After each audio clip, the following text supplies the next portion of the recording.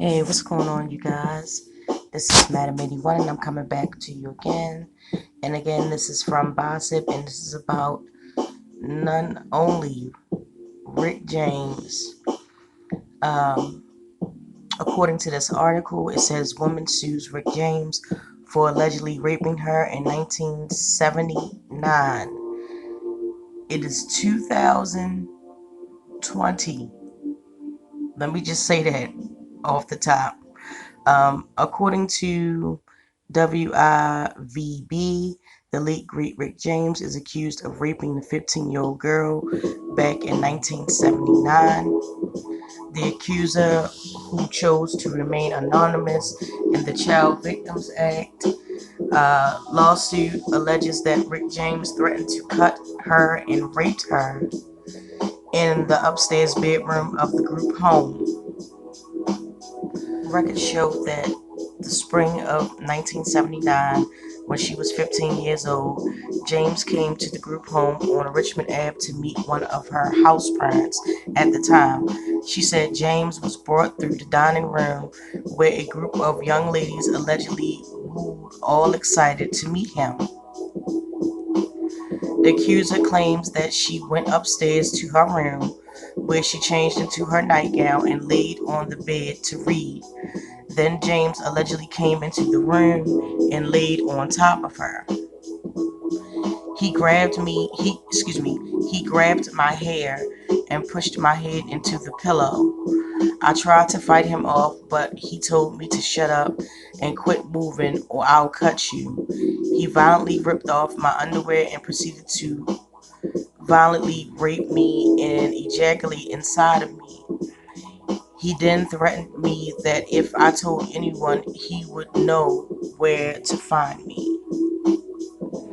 The accuser said that she continues to suffer from physiological and emotional pain and had abused alcohol briefly as a teenager and used drugs as a result of the incident. She is suing the singer's estate, the James Ambrose Johnson Jr. 1999 Trust, for $50 million. Okay, first and foremost, like I said in the beginning of the video, this happened in 1979.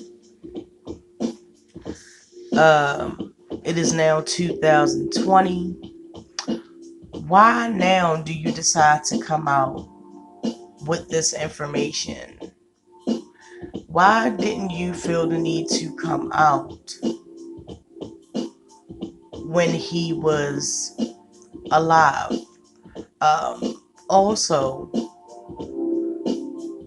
you said that you received therapy. You said you abused drugs and things like that as a teen, alcohol and drugs. Uh, did you seek help? And if you did seek help, did you tell anyone else of the incident that happened back in 1979? See, I'm not saying that I'm against her. I'm not saying that her claim is not valid, but it's a way in the process of going about things. Um, I am not by any means taking up for people that violate other people. That is not what I'm saying at all. But in this case, um, it's some things that I just needed to be answered. Like, did she seek help?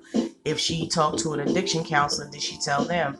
If she went and got a treatment from a therapist or a psychotherapist, did she talk about that with them? Did she talk about it with friends and family members? How many people know? Um, I can understand that people are scared, and I can understand that you know different factors apply because of different situations. But these are the things that I would like to know. Why now in 2020? And also, I just want to bring up as well, it seems that a lot of our old African American artists are getting slandered more now after they're gone, dead and gone, and they have estates or whatever the case is, they're getting slandered and people are coming out and this, that, and the third. You rarely hear about, the old Caucasian um, musicians, singers, ever, having this happen to them. So that's another thing, you know, you need to throw into the pot as well. And, I would just like to hear more for this story. I'm not 100% sold on anything. I just have to see what's laid on the table, the evidence. So, with that being said, please drop down in the comments. Please don't forget to like, subscribe, and share. And until then, I will talk to you guys later.